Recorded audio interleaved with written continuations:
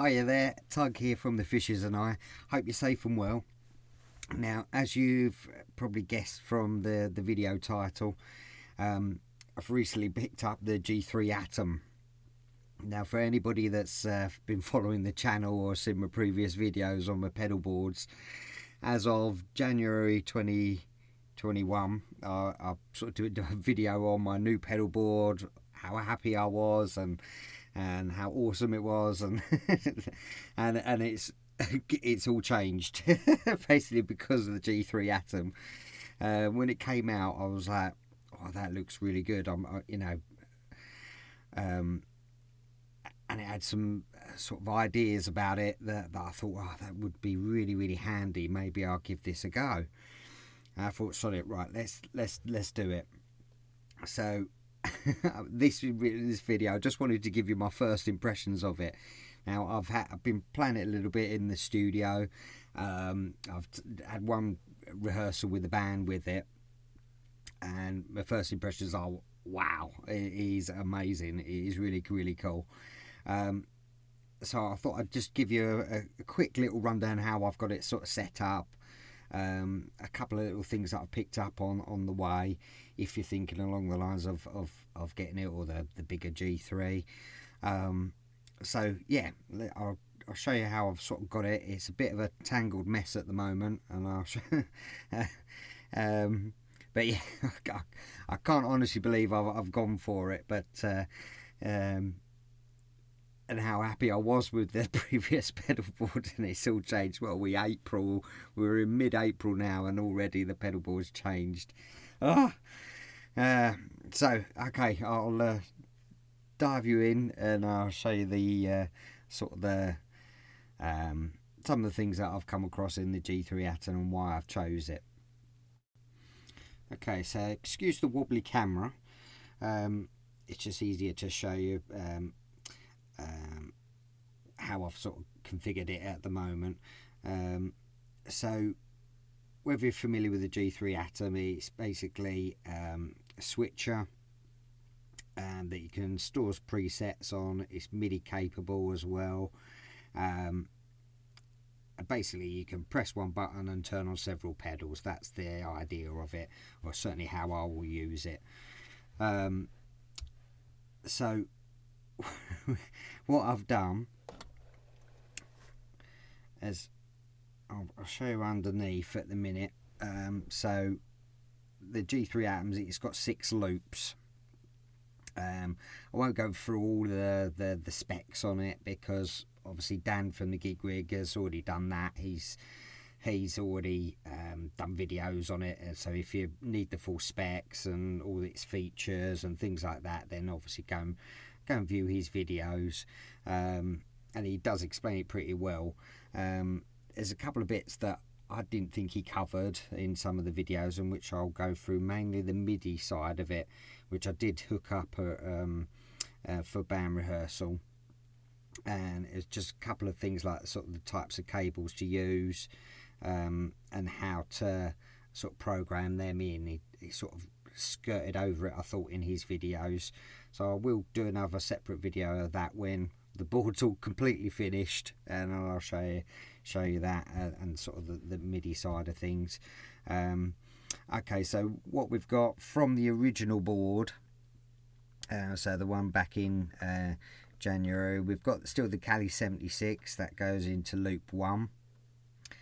So when I press that on a preset, that's gonna be on, basically. Tumnus, Meow Faithful, that's still on the board. That's in loop 2. Loop 3. Now for now, I'll put in the FD1 from Full Tone, the Full Drive FD1, I think they call it. I do really like this pedal, so that's kind of my low gain, if you like. That's slightly higher gain. I have it on the comp cut setting, and you can see the overdrive's fairly well up. It's a loud pedal, this one, so the volume's quite low, tone's about 2 o'clock.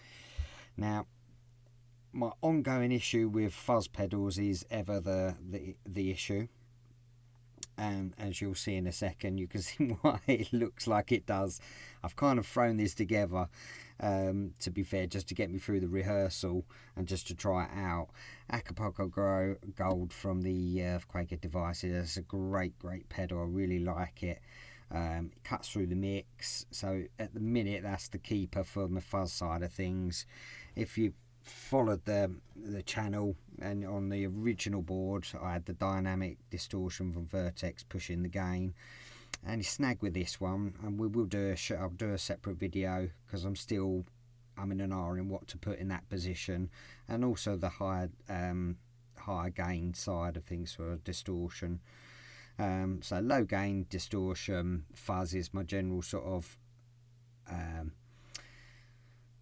order, and then usually I put a sort of a boost to boost any one of those into the signal. That's my usual sort of preference, how I did the original board. So it'll be something along these lines. Those two are definite keepers. They'll always be in loop 1 and 2, that's for sure. So 3 at the minute is the full drive, 4 at the minute is the Acapulco Gold. Now on my original board I had the little MXR Phase 95. I'll just grab that, excuse the camera. So I had that as my phaser, set like a false wah basically, going into then my Nemesis delay for any leads that I might take. Now at long last I've managed to get the Wampler. I struggled getting the same sound on the Wampler as the MXR pedal. I think obviously being analog it is different, but I've managed to find a setting on the phaser here that I'm quite happy, and I've sort of stored the presets. Now as I say, I used the Nemesis delay originally, and then for reverb I had the Hall of Fame TC Electronics, the Hall of Fame 2, and really all I used it for was the shimmer setting. So I thought, right, because I've only got 6 loops, so 4 of which are taken up underneath those 4, I wanted modulation, so I thought, right, let's stick Wampler Terraform into loop 5, and then the Source Audio Collider. So if you're not familiar with that one, basically it's got the Nemesis on one side, and then the Ventress, which is their reverb pedal, on the other side, and you can have both in tandem or 2 delays. It's really clever pedal. So that's pretty much what we've got on the board. So those 2 are keepers, and then the Tumnus and the Cali 76 are keepers. They're definites. So that's 4 of the loops taken up. Now I've kind of slung it on this old custom pedal board, so it's a little bit bigger than what I would have wanted to put it on, and that'll evolve, I dare say. I'll either make my own pedal board again, or sort something out with this. What else is there I wanted to run through? So powering it up, now the G3 Atom, it comes with a separate generator. So I've got one generator powering all the distributor tool, the Time Lord, and the isolators. Now I've got them thrown at the back here just because I'm experimenting basically. But what I've come to realise is I was speaking to somebody else that's got the G3, and they run from an outlet off the distributor to power up the G3, which I didn't know you could do. I thought you had to use their generator to power it. So I was thinking, oh blimey, so it's 2 generators under the board, which do take up a bit of room. But as it turns out, the distributor, which is hooked up now, is powering, so one of their outlets on the distributor is powering the G3 Atom. I might well just send GigRig an email just to double check that is all okay. But if that is, that loses one of those generators, which is well handy, so that'll save a bit more space. What else have we got? So yeah, obviously tuner, that's got its separate output. Your inputs there, and then your loops in and out go from your pedals, like a standard switcher, like the Quartermaster like I had. So I was very familiar with sort of how to sort of wire it up, should we say. I've used the Boss cables from the original board. Now here's where I why I sort of went for it. So I'll just patch down. So again, Dan goes through all the features, but what you can do is assign one of these foot switches as a bank up and bank down option. So what I wanted to do is each bank will be a song. So bank being all eight presets are for one song on one bank. And then so if I scroll down, so that's on bank 1. Now my preset, I've already labelled them up. So there's a song we do called Kill More Than I Cured. Now what you see, this is the lead, so when I press that button, we've got the Cali 76, Acapulco Gold, and then the delay pedal. Now I did set up the MIDI so that it just turns on the particular setting that I have on the collider. Now what's also really handy, and why I sort of went for it, is then in the verse, for example, it switches to the Cali 76 and then just the Terraform, which is on the phaser setting. It's like a clean verse with a phaser. Now then the main riff is just that. So what I was finding with the Quartermaster, I was still having to sort of tap dance a bit. As much as I set it up as best as I could, I was still, if I wanted to do this particular song, for example, it starts off on the main riff, then in the verse it kicks on, so it turns off the Acapulco Gold, turns on the Cali 76, and then the one Terraform. Now on the original pedal board, that would have been turn off foot switch for the Acapulco Gold, turn on the switch for the Cali 76, and then the phaser, which was it was such a tap dance, and I was finding sort of like I was sacrificing the phaser, so I was just doing sort of the Cali 76 on and the Acapulco Gold off. So where this looper and this sort of preset idea will be so handy for me is that literally one press, and then all the pedals that I need for that sound comes on all together. So it's going to be a godsend for me. So that's why I went for it. Now also an added plus, again, if you've seen the original pedal board, I had an ABY box because I run a wet dry system, so 2 amps basically, and this G3 amp can do it. You can do parallel signals, which is like absolutely like killer. It's really good, which I don't think you could do on the original G2. So it's really clever. So I'll just show you briefly. It's a bit bright, that screen. Hang on, let's see if I can get it so you can actually read the writing. So Atom stuff is that's just your letting you choose whether your output 1 amp and 2 amps is on or not. Is you also got phase control in this menu as well. So I'll just come out of that. Name is you can name your banks and presets. MIDI, we'll go into that another day. Expression pedal if you want to link that up.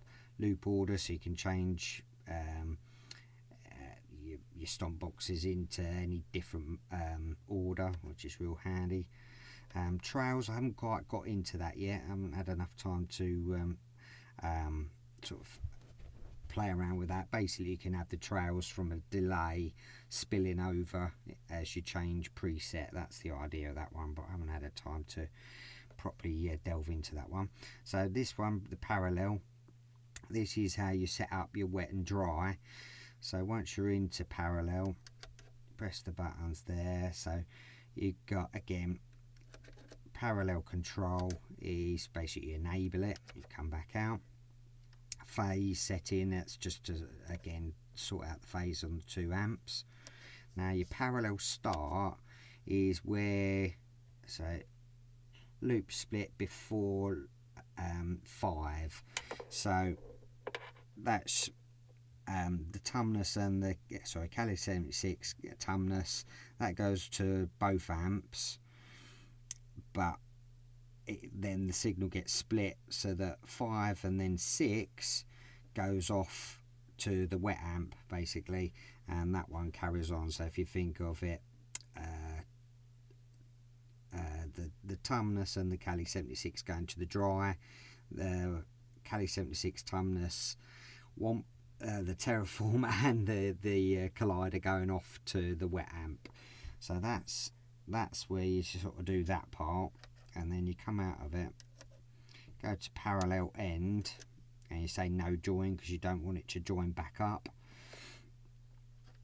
And then what you do, what loops are in what loops are in that parallel part. So what loops go off to the wet amp basically. So you go into that, and then you scroll down.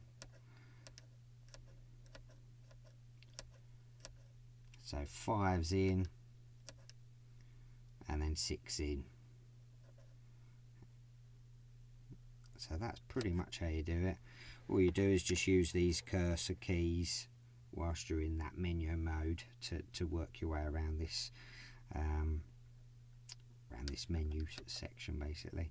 So that's that. What else? We've got tap tempo. You can assign one of these foot switches to tap tempo. Copy and reset, hidden presets, global setup. I can't remember what that was. Oh yeah, so you can so if you're using it as one of the foot switches or an external switch to set the number of banks, it just keeps scrolling up. So if you don't want like 99 banks to scroll through, you can set the number of banks. So that's really handy. That's pretty much the main sort of thing. Again, on these each preset you can do post gain down, and one thing I have noticed, when you press the post, the pre goes down, so I think they cocked that up a little bit. So that was one thing I thought, oh no, that's a bit wrong, and they are the wrong way round as well. So that's one little faux pas they've made, but you soon get your head around that.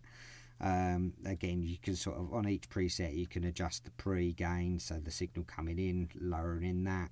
So say if you don't want to push your drive pedal too much, you can sort of quieten the signal going into that first drive, which is really handy. And then likewise, if say a lead and you want a bit more extra, you can just bring up that level. So that's really cool. So yes, here's where we are at the moment. So I'm at the stage of trying to sort out what fuzz pedals I'm actually going to put on. So that channel 4, what's going to be in loop 4. As I say, at the minute I've got the Acapulco Gold, which I am really happy. Now I've got the Keeley Dark Side. I'm going to try that out, so this will be in a separate video. I will put the dynamic back on just to sort of double check. What I was finding, this pedal is really noisy, that's why I didn't put it on, but I will give it another go. I've got, so the Keeley Dark Side, the Acapulco, I've got picked up a Golden Fleece by Mythos Pedals, give that a go. And now the other fuzz that I've got